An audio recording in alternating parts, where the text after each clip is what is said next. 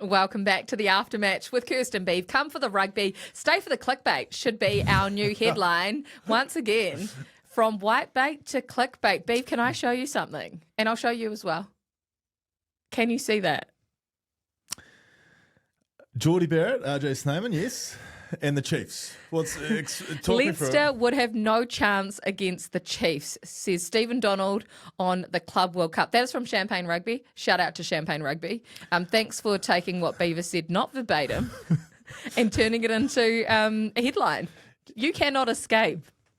I cannot escape, and I'm sorry, but there's some sites in the north that have a real lack of, sense of humour. What is their sense of humour like up there? Well, there's no sarcasm involved, and you can't take the piss, clearly, because if you had actually watched the show, shout out to Champagne Rugby, great to have you following us, you would have realised that we were laughing and goofing off at the time we said that from the other out-of-context clickbaits that the Northern Hemisphere podcasts have taken from us. Let me read a few of the comments because some of them are great. Matt says, we would hammer them in a group game, semi-final, we'd lose. Yes, well, obviously historically Leinster struggle knockouts, but don't take it easy on the Chiefs. They're last three finals they've lost, so don't bring it up. It's been unfair on the Toulouses and the Toulons and those sorts of teams because they're probably more high ranked in the north. I don't know.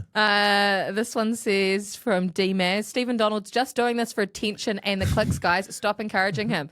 He does love a bit of attention, RB. Who said that? Who said that? One of your old teammates, I think. Yeah, probably. Look, not into the intention and not into the clickbaits. I think if you understand what we're saying here, commenter, they listen to us. We didn't go wanting to be broadcast like it is.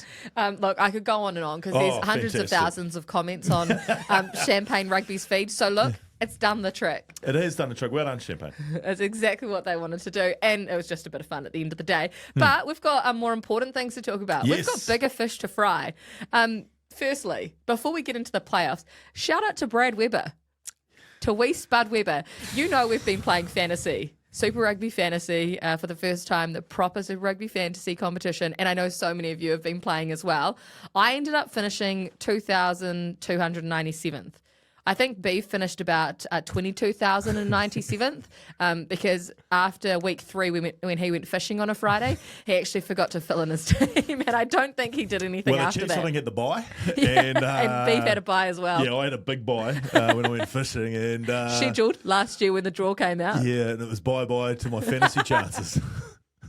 Brad Weber, 23rd. 23rd out of all the fantasy teams, which I think is pretty impressive. I'll explain that. And I'd love Webby to explain it in greater depth. But for me, he's stuck in a Paris apartment. He doesn't get out much, and he just really dials in on the stats, and he's done his research. That is impressive. Come on. I think being overseas in a 1 or 2 bedroom apartment in the middle of Paris. He's in Paris. He's in a great place. No, I think he spends a lot of time. You would get lost in Paris. You're lost. Definitely. Your phone has. Yeah. No, my phone isn't lost. It's still there. But no, I think Brad Weber took advantage of his situation there. You don't think insider trading, maybe? Hearing a few words from the boys? Ooh, now you're talking. You thought there was insider trading going on at the Hurricanes with Cam Roigard. Maybe he's triple captaining Damian on the good weeks. On Damian's good weeks when he's feeling it, so to speak. Our playoff 6 have been found. Yes. And I know we predicted our playoff 6 about 3 months ago now. But really, aside from the Waratahs and the Highlanders, who we wanted to be the Cinderella story, we've really got the 6 teams that most people probably would have thought. The Chiefs, the Crusaders, the Brumbies, the Hurricanes, the Reds, and the Blues. Yeah, I mean, it's probably the last 6 weeks you've probably agree with that statement. At the start, I think there was so much hype around the Waratahs and what they had been able to produce. Absolutely, he stayed fit for more than, I don't even, how many rounds did he play in the end? About 5? They would have been in with a chance. Yeah, I think they probably dropped a few games on the way that would have been unfortunate. But yeah, to be fair now, looking at that 6, it's a great 6. Really, look what it sets us up for, and obviously we're going to talk about it later, but it's a fantastic final series. Cannot wait. Absolutely brilliant. People probably wouldn't have picked the Blues to be in 6th, but they're there. They are there. That's all that matters. And there'll be a few sleepless nights happening for some teams now. And I was there at Eden Park, and I just thought that is great that this team is finally hitting their straps and they can shake up the playoffs. They're still welcoming you into Eden Park? Yeah, I haven't been making any poor comments. I've been picking them. You've been picking them Yeah. every single week. You have actually been sticking by them. That's why you're not leading Remember, our tipping competition. I said it was a 2.5 horse race about 2 months ago. And the Blues were the half a horse. They were my half a horse. Well, to do anything and continue the half horse, they have to beat the Chiefs this weekend. They do not have lucky loser status. We're going to do a couple of awards from the season before we go into some previews and reviews. First of all, where do we go first? Let's go rookie. Yep. Let's go some of the newbies in the competition. And honourable mentions Yes. are able to go out because there have been, the class of 2025 that have come in have been pretty strong across the board. There's about 5 or 6 names that could be on this list. Yeah, and a few of them have been robbed by injury. I think of Tangital. He was going fantastically well. I think of, and it wasn't injury, I think Hasty was truly on track to really shake things up. But for me, I'm going to look at 2. So if we go competition-wide, I think, and it's going to make you happy, limited game time because of the broken jaw and a few leg injuries, but it was Joseph Suaalii, his impact. It doesn't just make me happy, it's just facts, isn't it? It's just facts with Yeah, what he did for the competition and what he did for the Waratahs. Yes. He put them in contention and he had them winning games that previously they would not have won. But from a New Zealand point of view, I struggle to go past Leroy Carter. Leroy Carter is your 2025 Rookie of the Year. Yeah. Leroy Carter has had some year. So he has to be in the All Blacks then. Depending on the balance. He has to be in the All Blacks if he's your Rookie of the Year and he has impressed you that much. He has to be the Rookie of the Year. I can't think of anyone else who in their very first season has had bigger impact. Not just scoring tries. Tell us about his impact. He's been so busy, he's been creating tries. You know, like, yes, he's getting the ball on a wonderful chain at the moment, but you see some of the work he does. I mean, the very first game of the year against the Blues, he didn't score a truckload of tries, but he was taking high balls, he was making line breaks defensively for not a big man, so sound. Went for a little bit of a quiet patch there during the middle, but then has come to life again in the last month or so. And he's somebody I think that the Chiefs probably look to and go, provide us with that X factor to break this game open. You know how you always thought that Cam Roigard could be a long-term prospect at 10. Could Leroy Carter, because we know he played halfback, is he a genuine option to play at this level at halfback, or is wing now his position? Well, that's the funny thing.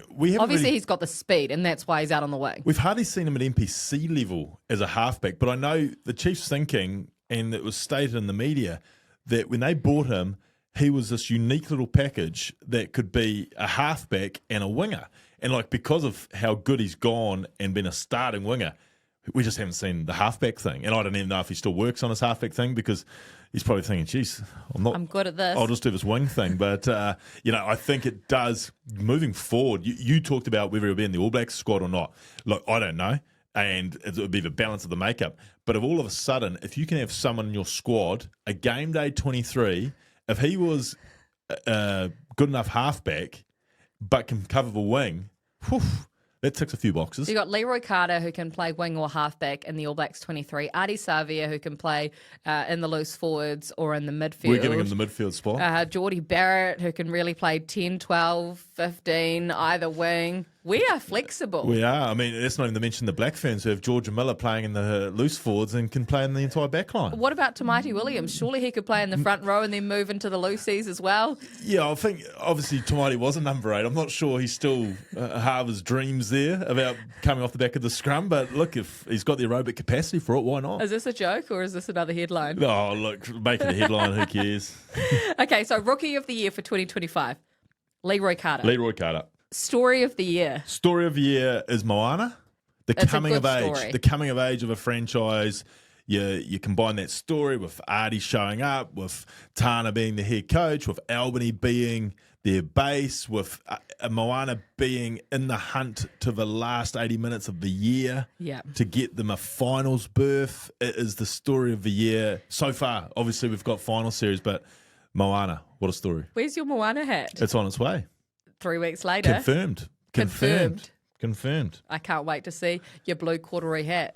I'll debut it here. Good. Make sure you do. Moana Pacifica have to be the story of the year. But a couple of other mentions. Yep. Super Rugby in 2025, the bounce back. It has been the year of Super Rugby. Yes. Everything about the competition this year, the results, social media, the fandom, the crowds. Refereeing. Oh, you're highlighting the referees. Well, I think they contributed to certainly the first 80% of this competition. There's been some conjecture lately, but I thought the job that they did, particularly early rounds with all the positivity, they were a massive contributor by speeding the game up. Greatest result of the regular season?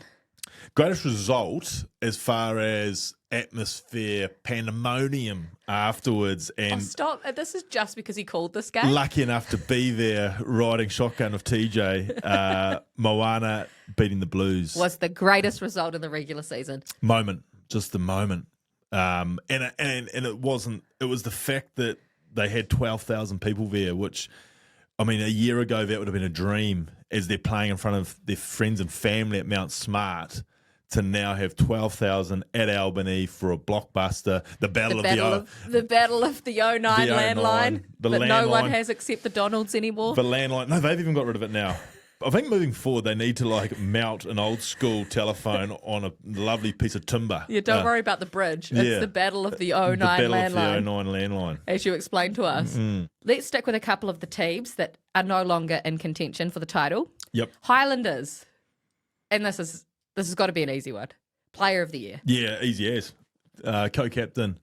The difference, Timothy Tavatavanawa. Two differences this year. Was named co-captain of the side and was moved from the wing into the midfield. Yeah, I mean, at the time, and because I guess it was such a rookie sort of looking squad that Jamie had compiled, and then the captains came out, and I guess the first thing that struck you was it wasn't De Groot, and it was... You loved De Groot last year when he was running the cutter and pointing to the post for penalties. Well, pointing the post, or then saying no and just tapping going himself. I loved Big De Groot as a captain, but Tavatavanawa, obviously Jamie saw something and he has been something else this year. His performances in a team that has finished dead last, which, you know, with all respect to the Landers, to shine out as much as Tavatavanawa has in a team that, you know, they don't feel like a last place team, but they have been, is just incredible. So without a shadow of a doubt, Tavatavanawa by the length of Carisbrook, which is no longer probably a field, so it's in a ridiculous statement. Let's go the length of Already Beach.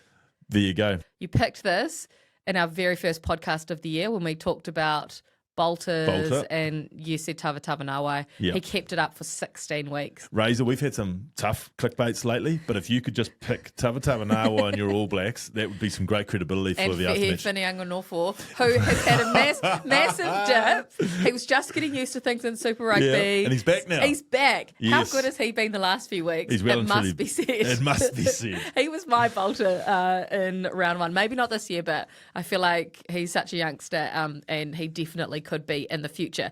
Moana Pacifica, Player of the Year. Now, everyone would just say Ardie Savea, hands down. He's got another award to come, which I won't give anything away. But if it's not Ardie Savea for Moana Pacifica's Player of the Year, who is it? It's Miracle. Week in, week out. I think he might have missed one or two games. Just the carries, and I don't want to bore you with, I guess, stat talk, but this stat they do of post-contact meters would be scary for Miracle, because it'd be Ardie-like, where what I'm saying is he'll get hit but then just keep going. Yeah. And again, lucky enough to have done probably 3 or 4 of Moana games live this year through Sky Television, and it is so noticeable live. His carrying ability is I guess the greatest compliment you can say is it's Ardie-like. He is never tackled, and that is such a beautiful thing for Moana to play off the back of when you got 2 or 3 guys. I mean, obviously, the number 8 goes all right too, but Miracle, if it wasn't Ardie, was by far the best. Best of the Australians not playing in the playoffs. Not playing in the playoffs. I think Callaway had a really good year for Waratahs. I was Riley really quick when he came out of nowhere for a bit when Joseph Swalei got injured. But I think the surprise package of not just how well they did for a long part of the competition, but some of their players was the force. They were in the top 6 for weeks. And I think Tizano could put a fairly big claim into being Player of the Year for the teams that are no longer with us. But for me, the Magic Man. You make them sound like they're dead. Well, their 2025 season is. But it has to be the Magician. the magic man, created nothing out of something, something out of nothing too. Has 2 weeks on tour in New Zealand, here at Bay Oval and then at Eden Park the week after. Just captivated me. It's Harry Potter. Oh, he was brilliant. I haven't kept my eyes off Harry since then. Have you read the books yet or watched the movies? I have no interest. So you have not been inspired by Harry Potter's performances? No, and he doesn't want to be referred to as that guy either. So out of respect for him, I will not go and watch the movies. Best of the Australians not playing in the playoffs, Harry Potter. Yep. Wins it for me. Great 2025 season. Yep. Okay. We go into our big award for the year. You voted, remember? We put this to you. We put this to the people. Our Jonah Lomu medal. We created this on round 1 and we asked you, how would you like this to finish? Would you like this to finish at the end of the season or would you like to finish at the end of the regular season? You've said 2 different awards. One for end of regular season and a playoffs MVP. Yes. So, our Jonah Lomu, you got to name it for this week. Our Jonah Lomu award for round 16 goes to who? Well, somebody who hasn't had a point this year, and yet is someone that I've always said is the key to victories for the Chiefs, and that's Big Tupo Va'e. His performance in Dunedin, regardless of his 3 tries, it's what he does around the park. What he does around the park for the Chiefs. Obviously, he's got his set piece, bread and butter, but it's what he creates. He obviously bangs pretty heavily too with defensively, but what he creates from an attack point of view for the Chiefs is so important. And I can't underestimate or can't overstate how much of his go forward and his subtleties that he has in his game in the general attack of the Chiefs makes it look good for Damian McKenzie, Cortez Artima, and all the backs out wide. Like, he is so instrumental. So, Tupo Va'e, a long overdue Jonah point. 16 rounds this guy has had to wait. I tell you why he's had to wait, because Damian McKenzie has got it or had notable mentions basically every single round. So Fellow Wesleyan too, so I was a bit sloppy on that. Sorry. Let me read you the list. Yes. Now that we have wrapped up 16 rounds of the Jonas, our Super Rugby Player of the Year here on the Aftermatch. We'll start off at the bottom. So many players have got a single point. Tupo Va'e has been added to the list. Cam Roigard is there. Quinn Tupaia. Yes. Billy Proctor. Christian Leo Willie. Joseph Suali'i. Miracle Failangi. Beauden Barrett. Harry Wilson. Will Jordan. And Timothy Tavatavanawai. So all of those guys sit on a single point for the Jonah Awards. On 2 points and in second place is one, Damian McKenzie from Gore. Out of Gore. And the Chiefs. And the Chiefs. And via Christchurch. With 3 points. And at number 1, drum roll please, Beav. Oh. Ari Savea Moana Pacifica. For the 2025, the Aftermatch, Jonah Lomu medal. Now, obviously, Artie's been busy this week. He's got a few things on. Us. So I'm just going to, we'll just cut him in after this. But well done, Artie. There we go. There's your Jonah Award winner. You promised us the winner would be sitting in studio with us. Yeah, well, at 16 weeks ago. I thought it was going to be easier to get. Obviously, Artie is probably back in Wellington with his family. I thought I could just go to Hamilton and get it. But no, Artie Savea had the season for the ages. Undeniable, irresistible, Yeah. sensational. Look, it might be a bit awkward, but during the All Blacks season, when Kirst is doing an interview with him, she might be able to just produce the Jonah Award. If we can just get that on film, that'd be great. But well done, Artie. Something else. Yeah, it was. It was an incredible season, wasn't it? And we could go on, and we have. So that is the Jonas wrapped up, and we've got a finals MVP to come. Well, now we've got to come up with a name for that now. Well, who's it going to be named after? Our finals MVP. Is it named after our first 5 friend from Canterbury, who's no longer with us? He's in Japan. I was who's dead again? No, it's not playing. I wonder if it's the Richies. The Richies. Or the Moes, I don't know. The Richie Mo's. Yeah, because obviously it would confuse people if we start calling it the Richies. The Richies, yeah. then you'd think someone else. Yeah. The Richie Mo's as our finals MVP. Yep. Okay, well, speaking of, can we talk Richie Mo'unga for just a second? This guy played on the weekend in the Japan Top League final for the second year in a row with a broken hand. Won the title again. But let me just give you his numbers. And I want to make sure that I'm accurate in this. He's won 4 NPC titles with Canterbury Yep. in his years. 2013, 15, 16 and 17. Crusaders, 7 straight Super Rugby titles. 2017, 18, 19, 22, 23, 20, 21, 22 and 23. And then back-to-back in Japan with Toshiba Brave Lupus, 2024, 2025. So since he turned professional in 2013, he has only ever missed out on one club rugby final. That was in 2014 with Canterbury. They made the semi-finals that year, not the final. But since then, he has won every single final he's played in. Phenomenal. And it is the most I don't know. We talked about Brad Thorne and all the success he's had. And his is obviously across codes and internationally. But if you're looking at club, I don't think there would be a player in World Rugby. And correct me if I'm wrong, please tell us we are missing this person. Would there be another person in World Rugby when you look at the club results, franchise results, that has a record like Richie Mo'unga? Yeah, it'd be tough. The thing about, I guess, what Richie's been able to do is once he gets to finals, knows how to go about and get the job done. Like the cool head, performing under pressure, it's an easy throwaway.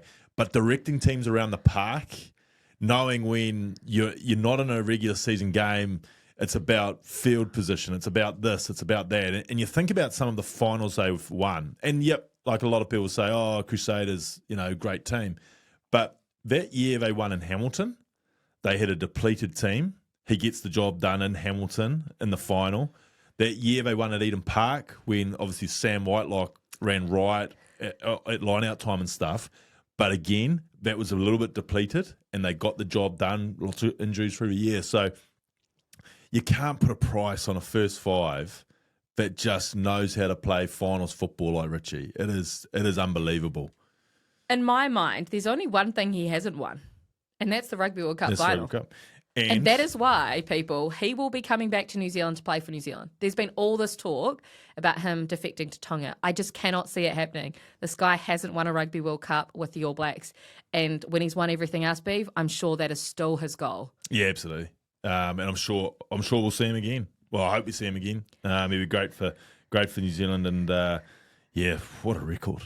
It's an incredible record. But I just wanted to touch on something else, the broken hand.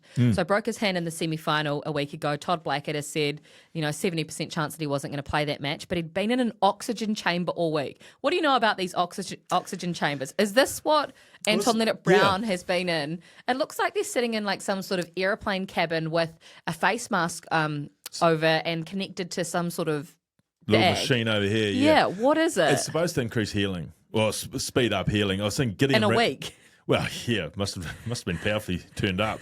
I think there's levels, but yeah, I think Anton and Gideon Rampling are doing something similar at the moment. I thought that was just for fitness, but and I was going to go jump in with them too, but no, it's for healing. It's for healing. And yeah, I guess the hand thing he would have had some sort of guard on it, and depending on which bone and all the rest of it, and like getting a jab in there, there's not much to jab into, so I don't know if that would have been outdone. So no doubt he'd have had to have played for a bit of pain on that one, but I guess for the chance of going again and winning the final there, and it looked like a great crowd there in Fuchu. National Stadium, which is the home of Toshiba too. Toshiba's factory's right there, so it would have been a wonderful, wonderful day for him to go back to back. And Michael Leach, probably one of our greatest rugby exports, was lifting the trophy again. Yeah, pretty impressive. Malcolm Marks on the other side of the field. Malcolm Marks, Foley would have been there. Kubota? Don't think so.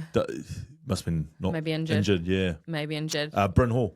Bryn Hall was on the bench for Kubota, but there were about 7 Kiwis that played in Toshiba Brave Lupus. And do you know what? Richie gets to go again next year. Another year in the contract? Another year in the contract. They're building a dynasty. I'm just doing the maths on when he's coming back. That's all I'm thinking. One more year. One more year in Japan. Yep. And then he'll be back. So, Richie Mo'unga, you are just all-time. And on that note, we were going to name our Crusaders all-time 15 today because people are waiting for it. Is that the only team we haven't done? It's the only team that we haven't done. Okay. Let me read a couple of comments, some instant reaction here from last week. Yep. And this came a number of times from BJ. Peter Alatini, surely better than John Leslie Beav. That was my biggest selection quandary. when I was at the selection table with my fellow selectors, which was me, John Leslie or Peter Aratini. Absolutely, it was. And don't forget, who was at the centre that in? That was BJ, but it came in from a lot. Yeah. Well, BJ, I'll talk to you. BJ, I reckon in 2 years' time, if we do it again on the Aftermatch when we've gone global and not just on Champagne, we will have Tava Nawa there. Yes, which you did say last week. Yep. So Peter Aratini, great years. John Leslie, iconic Otago man. It was a flip of a coin, that one. Now, a lot of people want to see the All Blacks all-time 15. Hold off. But people are waiting. They do not know how you're going to do this. And they are so curious about your selection criteria. Dave says, I think the all-time All Blacks team announcement should be done from the whitebait stand on opening day. It's not a bad idea. I'll have to talk to Kirst and make sure we've got life jackets for both Bowie and the new arrival. And I'll have to talk to the producer Do these go down to the whitebait stand? Do you have internet there? In places, obviously. I don't know if you know my story, but I couldn't get reception down there. No. So we'll find somewhere where there's reception and we'll get the internet. And that's a great idea. I like it. That is coming from Dave. Damian. McKenzie or? Not Damian McKenzie, Damian Morris. Okay. So close. Damian Morris Blake, 8418. Yes. A lot of people about the Crusaders. Carter versus Mo'unga, Crusaders all-time 10. Geez, surely it's the latter. Hardest call ever, right? It is the hardest call ever. It's not just two, though. For me, it's not just two. There's another guy. I don't know if you've heard of him, Andrew Mertens. He's only, I'll say only, from the guy that's 1-0, but he's only a three-timer, is he? Compared to Richie's seven? Yeah, only a few. Only a three-time champ. So that'll have to come into consideration. But for me, growing up, Mertz was king. So I'm going to have to really sort of park my childhood heroes and really dial into this one. So you've got Mertz. Well, hold on a minute. Sorry. Tell us why we're not naming the Crusaders all-time 15 today. It's because Beaver can't. I can't. He can't. He literally can't. I can't. He managed to drop all of his friends in the first three teams, and he did a really good job with the Highlanders. Yeah. But he can't name this one. And it's not because I have antiness towards the Crusaders, which he does. I've parked that. That was years ago. But the first 5-1, I haven't been able to name the Crusaders team because I'm going to go to the polls. You need some help. I need some help. I'm going to go to you guys. Tell me who our 10 is going to be. And this is based purely on Super Rugby, you have to remember. Yes, purely on Super Rugby. So you've got Richie Mo'unga's, how many titles, Kirst? 7. 7 titles.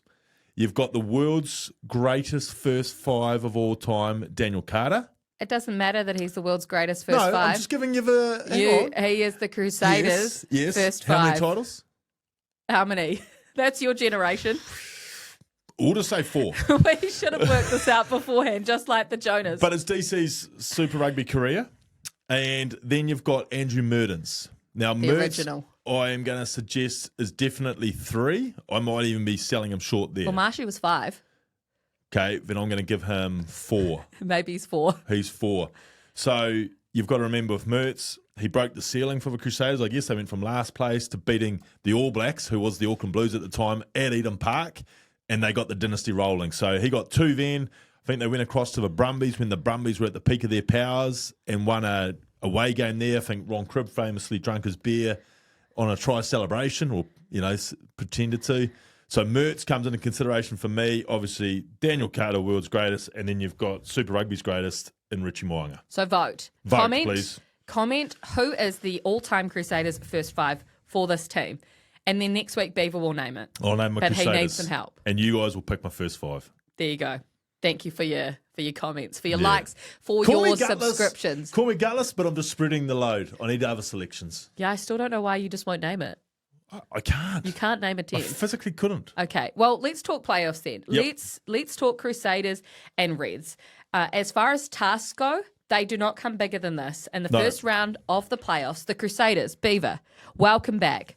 Will Jordan, David Havili, Fletcher Newell, Cullen Grace. Is that confirmed? Sounds like it. Wow. That they will be welcoming them back. Unconfirmed. Okay. So don't go quoting me on Champagne Rugby, but it sounds like those guys will be back. Strongest possible team. Yeah. They don't lose at home. Some huge inclusions there. Newell in particular, I think, is a massive inclusion. Obviously, Will Jordan, Havili for Rivers outside him will be a massive, massive contributor. for me, the Crusaders. What did you see in Canberra against the Brumbies? I saw their big names standing up.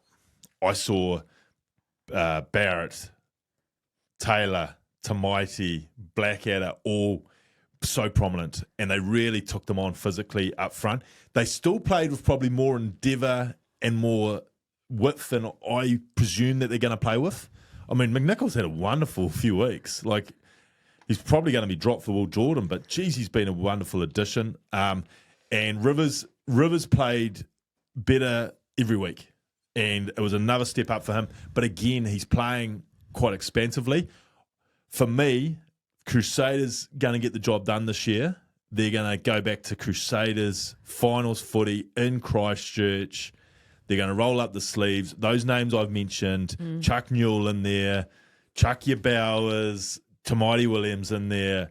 They are going to try and smash teams up front and then have discipline that once they get down there, they're going to come away with points. Yep, the Will Jordan factor will loom large because he's going to add that other bit of X factor for the Crusaders. But for me, this time of year just spells Crusaders forwards, and it's just up to the 9 and 10 of Hotham and Rivers Reihana to get them in the right part of the field and direct the ship. Don't let games get loose and just stick to what they are so good and so experienced at. 29-0. 29-0, never lost a playoff match at home. It's an amazing stat. First and foremost, amazing stat. Surely it intimidates teams before they've even arrived. And that's the thing. Like, if you're the Reds, are you sitting on the couch with your shrink and saying, "How are we going to get through it?" It's the mental game because, hey, that's 29-0, but that's 29-0 from teams, of yesteryear, with the Richies, with the Carters, with McCaws and all that. They've got to convince themselves that, hey, it's a different beast now. This team missed the playoffs last year. They've got to somehow, Reds, find something to build themselves up to be able to believe that they can be the first team to be the 29-0. So how do the Reds do it? We know how the Crusaders win playoff matches in Christchurch. It has never changed for them. Yep. But how do the Reds go down to Christchurch and challenge them? Do they take a penalty kick for the first time in 2025 if it's available to them? They've got to get loose on it. I think McDermott, Liner, if they can get some sort of momentum, they've got to try and play with a bit of freedom. They've got to try and free it up a bit. They aren't going to get into a grind. They can't go playoff footy, let's kick a lot in our half, let's play field position and just hope for the best. You're not going to do that. That's an All Black pack that they're going up against. But their forwards, who are very good footballers, are best when it starts to break up a bit. The skill level of McRae and Wilson and the likes, they can play that game once it starts breaking up. So how are you going to break it up? Yeah, you're going to kick a bit to them, but when you get a return kick from the Crusaders, then you've got to look to go. And you've got to go smartly. You're not going to run into brick walls, but you've got to try and break up the Crusaders, because if the Crusaders can go from set piece to field position to penalties, the Reds won't live with that. It is going to be tough. It's a tough ask. It is a seriously tough ask. But someone's got to break it. Someone has to break it. And a couple of players who could have broken it and did break the Crusaders in the past is Genia Cooper. Now, this is a strange bow, and you're probably wondering, why the hell is she bringing those two up? Those two, they first started playing together. They first met as 14-year-olds. As 14-year-olds. 14-year-olds. They have played everywhere together. Obviously, most iconic combination at the Reds and title winners together in 2011. Yep. But over the weekend, they've played their last match together in Japan. They've been playing in Japan, I think in second division. Yes, and I actually saw something, and I saw a few of my old teammates there at the Liners. Yes. Kintetsu, is it? Kintetsu. Don't worry, I'll have your Japanese pronunciation sorted. I'll have everything else in the world sorted for you. But yeah, Genia and Cooper played their final match together for Kintetsu. They may pick up another contract together. I'm not sure if they're even after that. But after a couple of decades playing professionally together, this is the end for an iconic 9-10 combination, who must be said, pretty phenomenal to watch those two. Yeah, and at the peak of their powers, they were something else. You can't help but think of the 211 Reds campaign and what they were able to do. You mentioned the 14-year-old thing. I mean, it's a beautiful thing to be able to come through, because your 9 and 10 have a special relationship, partnership, friendship. You're real tight ones that have long-standing time together.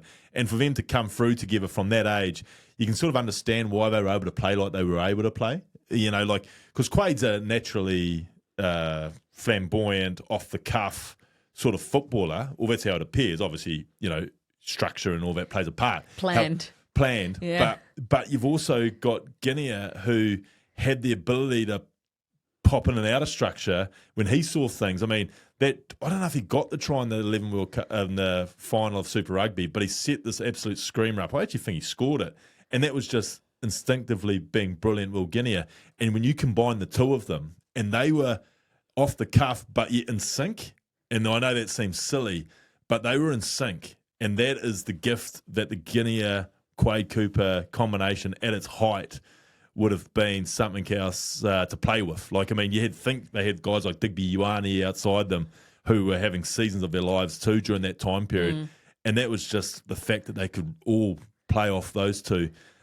Geez, I never saw it, but it would have been fascinating to see the Makda have run in the second div of Japanese league. It would have been ridiculous, wouldn't it? I mean, they would have had Mitch Brown running short balls off them, and my NEC mate, Big Sam Jeffrey, shout out to Jeffo, who would have been great use to them. But those two together, brilliant. Those two together were an Australian combination that you love to watch and you appreciated to watch no matter where in the world that you are from, the Guinea Cooper 19 combination. But it made me think, other iconic 19 combinations. Australia have a few. They have a couple.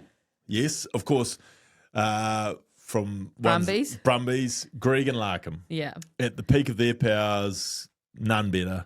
You know, Gregan was a little bit similar to way Will played, and then Larkham was completely different. So Larkham was a converted fullback, I think, and they came in and just Stephen Larkham's ability to attack off the width that George would give him off the pass, and then be able to run square and throw these amazing passes, but then also be an attacking threat because he was so square.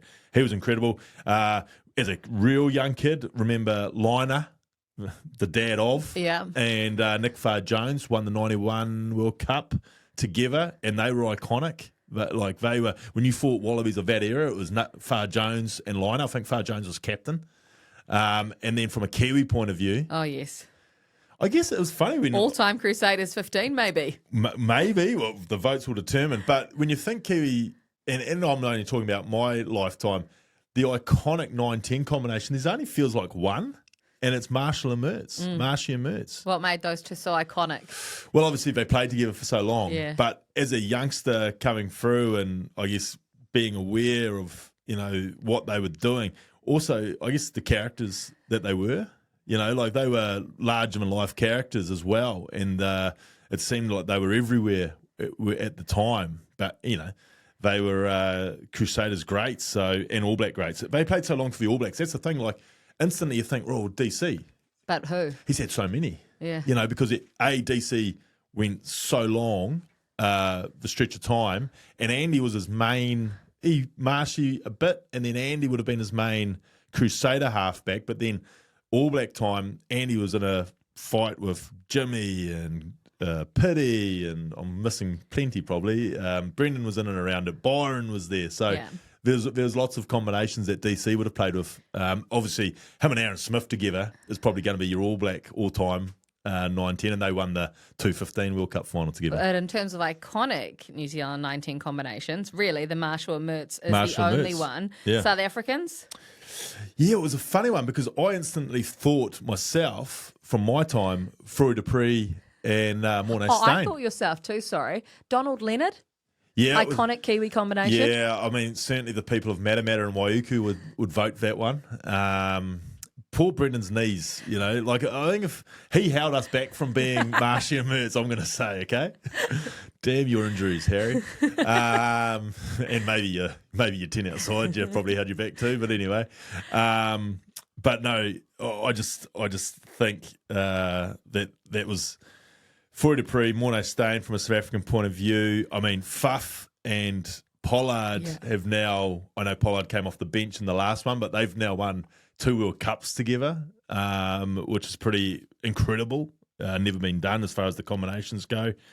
And I'm just trying to think, Joos van der Westhaven, probably, you know, along with Freud Dupree, the greatest halfbacks to come out of South Africa and possibly the world. Joel Stransky, was the man that won the 95 World Cup with him, but I can't think of how long that was and who else you sort of played with. And when you look at other nations in the world, because that's the hardest thing, right, is that you talk about these iconic 10s, the Dan Carters, the Johnny Wilkinsons, but who was their playing partner inside of them? Well, if we go north, the ones that instantly, and there'll be others, but the one I instantly think of is Rog O'Gara and Peter Stringer, and the two Munster men. Yeah. And I should have done my research stat-wise, but I'm picking they would have probably done 70-odd test matches for Ireland together before, I guess, Conor Murray and Sexton came along. But I was actually lucky enough to have a year with Strings. Strings got loaned out to us at Bath from Munster one year. And, still bump into Strings, actually, from time to time now. He's keeping himself in a hell of a lot better shape than a lot of us are, that's for sure.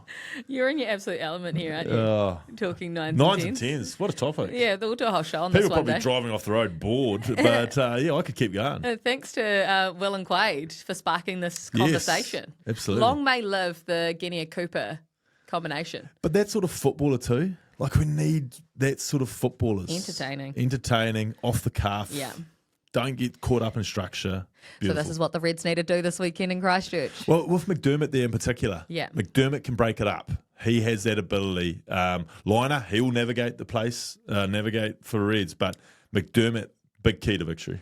Okay, we move on to the next top 6 playoff match.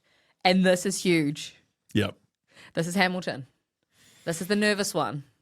They've beaten the Blues twice this year. Justin Hamilton. Justin last Hamilton. Time. Remember, one penalty kick. Young Xavier. Did he hit the upright? Xavier Talley. Yeah, he hit the upright. That was his debut game. Yeah, it was his debut game, and he had a phenomenal 80 minutes. But this weekend, the Blues go to Hamilton with no fear. What did they do so well in the final that stopped the Chiefs last year? They had their game well and truly under control. So in the final last year, it was drizzly and wet, and their game, combine that with the fact it was a final, was tailor-made for how they did it. Harry Plummer got them into field position. They got their boys rumbling. Once they got over the advantage line, through Eureka's, through Clark off line-outs and what have you, they couldn't be stopped. Finlay Christie was hands down man of the match in that final. He was incredible.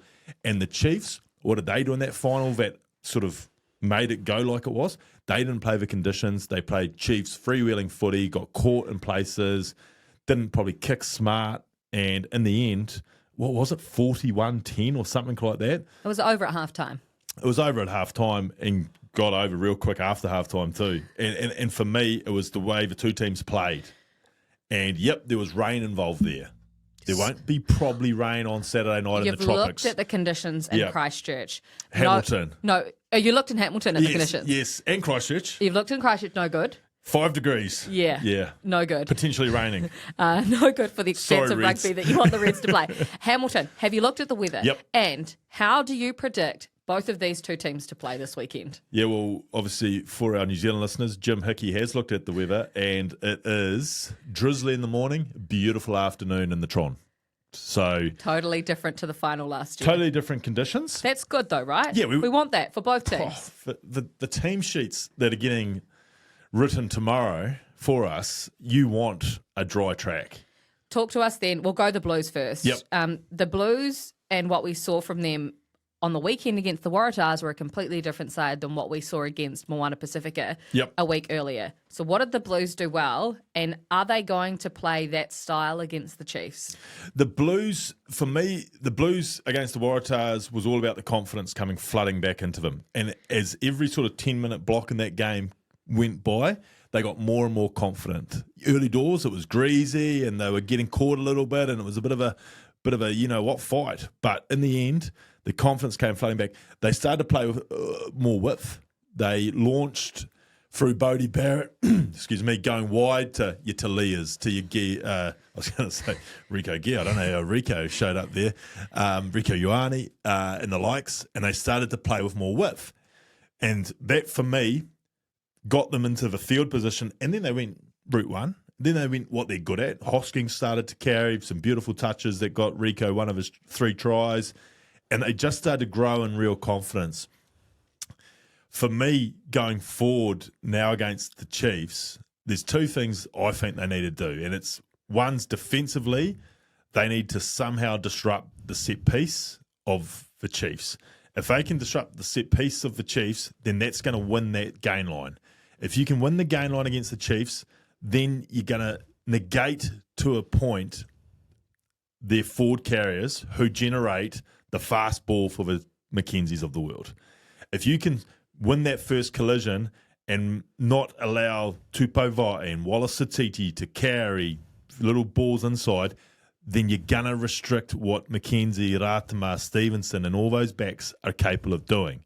How are we going to go about doing that? A, they're going to try and Big Paddy, McConnell, Laggy, he's got a big job to try and disrupt the line out. Scrum time, it's fascinating talking to a lot of people around. Yes, no offer, but a lot of people are talking that this Blues scrum is really coming along. Fusitua doing a great job.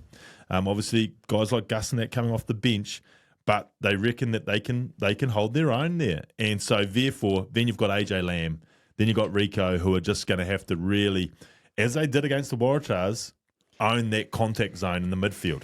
It's a completely different beast, so that we're talking about here. Yep. The Waratahs and the Chiefs. It's almost irrelevant what happened last week and the confidence that they were able to generate, because from the very start, the Chiefs are going to have so much pressure put on that team. Yeah, absolutely. And what I'm saying about disrupting their set piece, I mean, it's Takeaho thrown to Tupou Vai or Takeaho thrown to Josh Lord. So these are All Blacks. So you're right. It's going to be a very, very difficult equation to be able to disrupt that set piece. But for me, for the Blues to have a chance of doing the job, which I give them a real chance, if they can disrupt, if they can win that gain line, it's that gain line's going to be so crucial, because AJ Lamb in particular was massive. Yes, it was the Waratahs, I know, Kirst, but if he can get that same sort of momentum for them with both ball and on defence, then we can see what Rico, Clark, Talia, Evans, how many names do I need to mention? Beauden Barrett. It just becomes relentless with them. Look, we're going to go back to Beauden Barrett because I want to talk about that matchup at 10, which is going to be fascinating. But I wanted to come back to Rico Ioane. Yep. And you know why? Because Rico on social media has... has he been taking the mickey? What do you call it? Not like those Northerners. Well, how are they going to take a sense of humour? We can appreciate it, can't we? We can appreciate it because, to be fair, it has been absolutely brilliant, and it's been one of the storylines of Super Rugby. Over the weekend, the Blues made a post. Remember how there was that beef between Moana Pacifica and the Blues? Hoskins, Satutu, the first time they met when the Blues absolutely did them, made that post about you're doubting us, but there's only one team in the 09. Moana beat them and then said the same thing, but there's only one team that represents the Pacific. The Blues bit back over the weekend once they'd made the top 6. Keep on doubting us. We just keep picking the right time. Don't care whose side you're on. There's only one of us in the finals now. Well, everyone jumped on the feed. Hoskins was on the feed. Rico was on the feed. Adi Savir was on the feed saying, Lions don't care about the opinions of sheep. Good luck in the finals, boys. Absolutely brilliant. Yeah. Rico Ioane then has taken it a step further because on his own personal social media accounts, he has just been saying the most ridiculous things. And I wanted to read you something in particular that he said. He said, as the saying goes, shouldn't have let us get one. Okay, so the research has been done. That has come from the NBA and MLB. So over history, every time a team has been down significantly in playoff matches, 2023, Boston Celtics were down 3-0 in the Eastern Conference. They came back and won it. But Jaylen Brown said before the comeback, don't let us get one. In 2004, before the Boston Red Sox won their first championship in 86 years, they were down 3-0. Famously came back against the New York Yankees. Kevin Miller said, don't let us get one. Great doco. I've watched that. So there are all these people that have been out there saying, don't let us get one.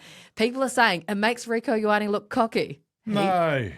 It's a brilliant. Storyline. It's brilliant. It is a storyline. And like, let's be honest. I'm looking forward to seeing what he says if they beat the Chiefs this week. How good. And the thing about it is, and I'll go in a little bit here for Rico, is like, he cops it. But he comes out and says what he says. And I admire that. For someone who's taken a bit of grief on all sorts of, times during your career. I wish I'd have had the guts to come out and said that. Because that is special. Two more. I love that. So someone commented on a post or a feed and said, shit 13, great winger. Rico replied and said, see you Monday, pal. Yes. And then, obviously on the weekend, he scored 3 tries. There'd been all this talk. Rico hadn't scored a try in a year up until, a month or so back. Yeah. Hadn't scored a try in a year, barely touches the ball. Rah. Scored 3 tries on the weekend, equaled Doug Howlett's all-time Blues try-scoring record. Put that one in your book, son. I love it. It's brilliant. It is. Like, why not? And he can back it up. Like, if you can back it up, then fair play. And look, it adds some intrigue. It's exciting. This is what sport's crying out for. New Zealand's crying out for it. Yeah. But equally, New Zealand is so quick. Used to it. Quick to tear people down that do that. Keep going. Love it. Okay, back to this big game. Yep. Damian v. Beauden. Yeah. How crucial? Hugely. For the Blues to win, Beauden needs to be Beauden, like we know he is. I think the Chiefs could probably get by, maybe. But I just think if Beauden is at his best, then the Blues probably win. And he's only going to be at his best if all that we've talked about happens. They can get a platform for him. AJ Lamb, Rico, they all get over the advantage line.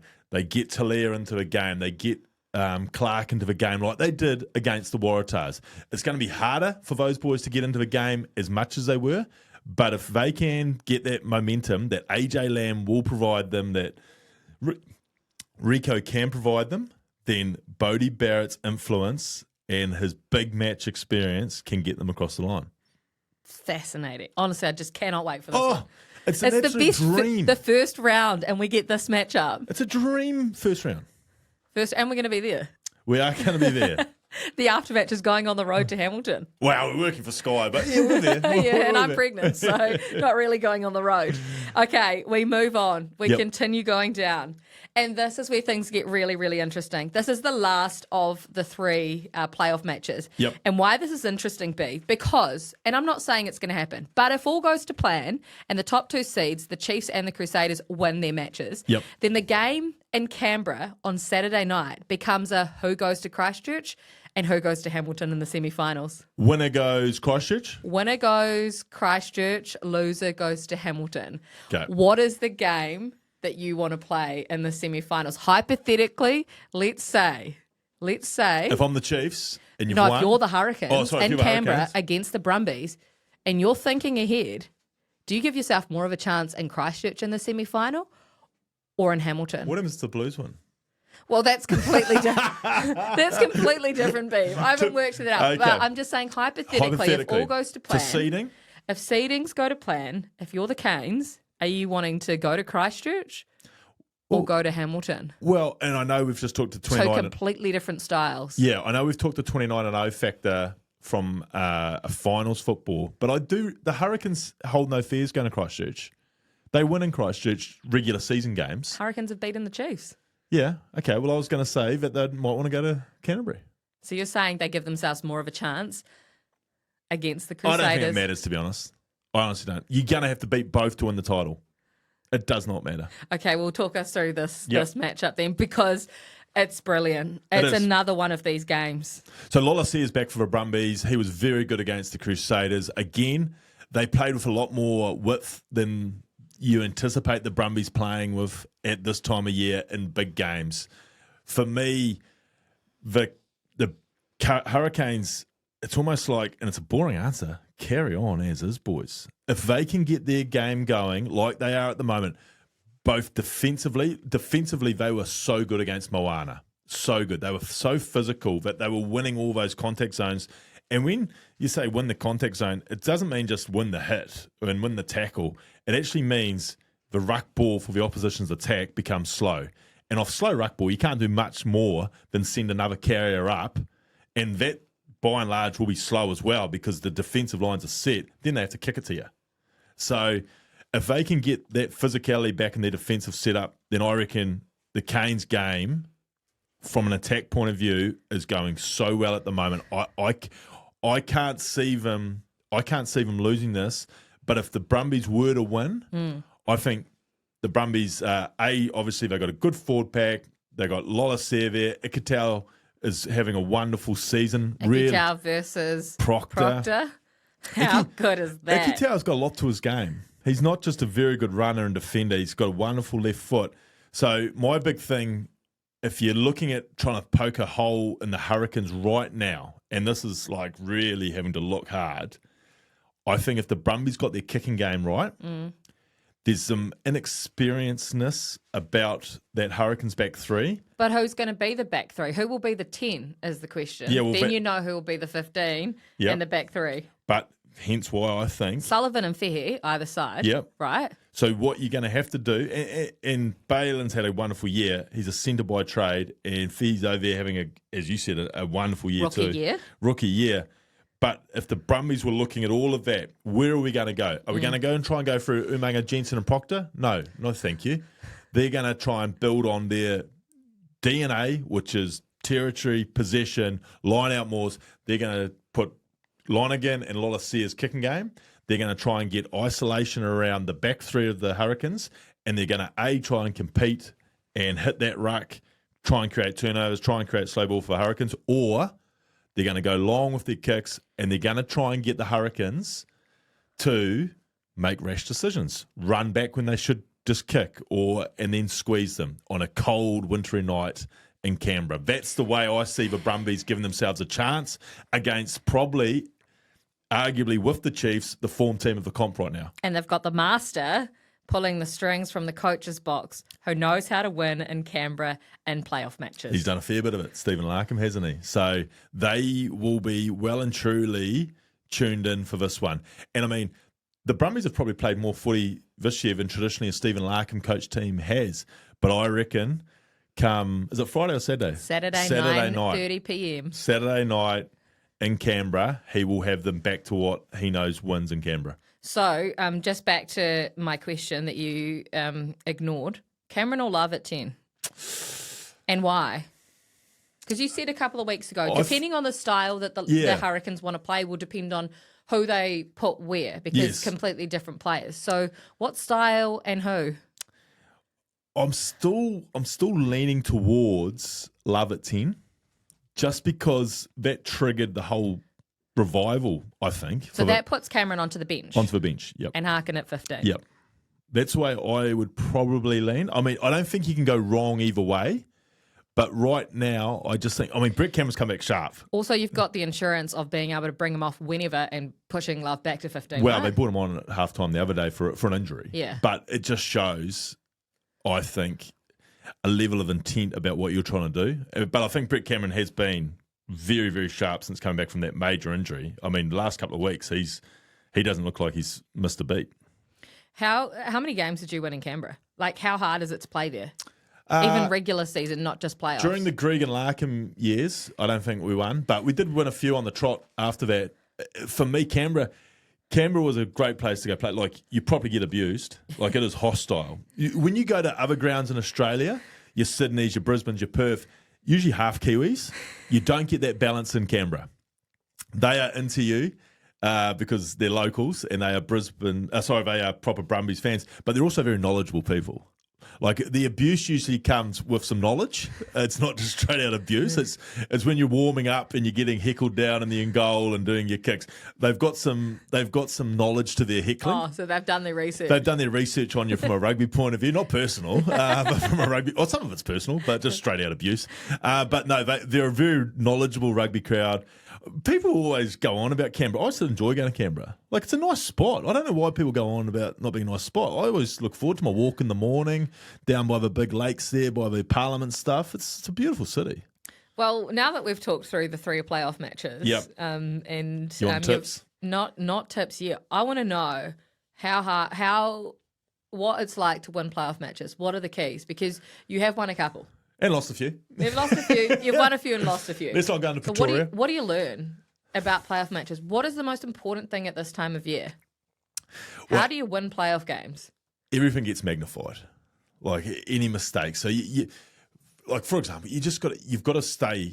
You can't, if you say you're playing the Chiefs, you can't let them get out, because once they get out, they can suffocate a victory out of you. So you've got to stay in it. I just think field position is huge. Field position is huge. And unfortunately, it sometimes leads to boring rugby, Kirst. But often, not having the ball is easier than having the ball. Like the way rugby's reffed and designed, you can sometimes give away more penalties with the ball sealing off, leaving your feet. There's all these sorts of things where if you're rock solid in your defence and your plan, and your defence will only be rock solid if your plan's getting executed with, i.e. your kicking game, we're squeezing them in that corner, we're going to have everyone on their feet, being able to bring line speed, then they're going to have to kick back to us. If you can get the territory battle won, that goes so far to winning playoff games. And when you look at the history of Super Rugby, the Richie Mo'unga factor, that's a superstar 10 getting the job done. Daniel Carter, Andrew Murdens, the ones that we've named from a Crusaders point of view, getting the job done because the intelligence of getting field position and controlling it. So this is why they always say that only teams with world-class 10s win titles. Well, it's a massive boost. But what about the mental game in finals? Like you talked about, every moment is magnified, every mistake is magnified. Do you get your shrink out that week or the 3 weeks leading in? Well, I'm speaking from experience, you've got to be able to have plan B up your sleeve, because they've spent all week, probably all month, working out, right, we're going to be playing them in the playoffs. This is how we're going to break them down. So you might have your best plan, and then suddenly the opposition are doing something that they didn't do against you in the round robin, and you're going, right, what are we going to go to now? Because I can't do that anymore because they're defending a different way. What are we going to go to? So you've got to be prepared to have a plan B up your sleeve, and that's often the battle. Like all of a sudden, they're rushing me from the outside. Say the Blues may well and truly come harder than they've ever come just to try and shut down Damian, make him play in and sort of just force him back into the forwards. They may have things like that. Right, what's Damian going to go to? Is he going to go cross-kicking? Is he going to go chipping to try and break that line speed up? And things like that. So it's having those different plans, but being able to do it with the bright lights, the big crowd all on you, that's going to be the big test, I guess. So that is how you win playoff matches, according to someone who won playoff games, never won a final. Until the biggest one of all. Yeah, look. 2011. It was funny. I was actually going through Richie's record and writing mine next to it. It's not pretty reading. What's yours? 1 NPC title. Ranfurly Shield? Yeah, I didn't put that down. 0 Super Rugby titles. 1 Top League title. You're missing a few. What's that? Well, schoolboy rugby first 15 title, co-ed. Look, when someone's running through 7 Super Rugby titles, 4 NPCs, I don't know if I can really bring up my high school. You can't bring Wesley back into it. No, I can't bring up my Wesley stuff, but no. Looking forward to what will be an amazing weekend. Okay, playoff predictions then. Yep. Beaver went Brumbies last week, remember? I know you wouldn't forget. I didn't. I'm 1 up because last week we were even Stevens going into the final round. Christchurch... Crusaders, Reds. For all those reasons you've talked about, Crusaders. Yeah, there's only one team in red celebrating this weekend. It's the Crusaders that'll be banging on the bin in Christchurch. Are they bin bangers? No, not bin bangers. It's not their style, those Reuben Thorne chanters. They're Reuben Thorns, yeah. Chiefs, Blues in Hamilton. Beautiful under the lights at FMG Stadium. The pitch has been perfectly rolled out this week. I'd imagine. Manicured by KJ himself. Yes. Look, I'm going to go Chiefs, but I always go Chiefs. I honestly think this is going to be the game of all games. Make sure you've got yourself booked in for this one. For the hour pre-match show on Sky Television. It's an hour. It's an hour, Beep. Might have to talk to the invoicing department on that. An hour. As great as the Blues were against the Waratahs, it was the Waratahs, and they still haven't convinced me in 2025 yet. They will change my opinion if they win in Hamilton. They will completely change my opinion. If you're not excited yet, wait until Wednesday and see the team names come out. Yeah, I mean, All Blacks galore. Unbelievable. Cannot wait. Brumbies, Hurricanes, Canberra. I honestly think the Brumbies win this game. The Brumbies make the playoffs. Whoa. And the Canes become the lucky loser. That's my prediction. So that is your final 4 for me that we'll be talking about next week. Chiefs, Crusaders, Brumbies and Hurricanes. I think the Canes win. I just think they're in too good a spot right now. You end up with the same top 4 as me because you're not willing to pick the Blues. So, I'm close to the Blues. Jeez, I'm close to picking them. but you haven't. So, Yeah, I think the Canes. the Canes get this one. For Yeah, you. just because when you're in that sort of rhythm, they are just in such a rhythm at the moment.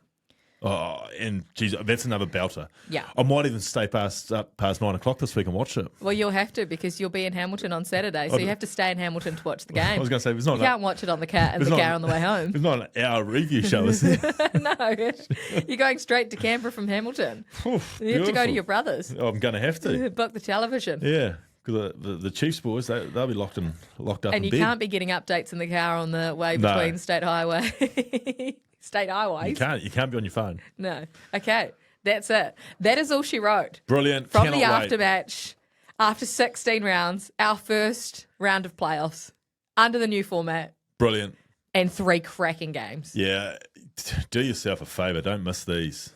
The final series that we all dreamed that they would come up with. Don't give yourself a bye week. No. Bye weeks. Learn from my fantasy. It's bye-bye if you miss out on that week. Bye-bye to you, and we'll see you next week.